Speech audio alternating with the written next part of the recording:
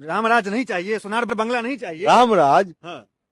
हिंदुस्तान के 19 स्टेट में बीजेपी का सरकार है, कौन सा स्टेट में रामराज है थोड़ा बताइए हमको। यूपी देखिए, बाबा है वहाँ बुलडोजर। बाबा है, गरीबों के सीना पे बुलडोजर चला रहे हैं, बाबा है। ये बाबा का काम होता है गरीबों का घर उजाड़ना, बेघर को बेघर कर देना।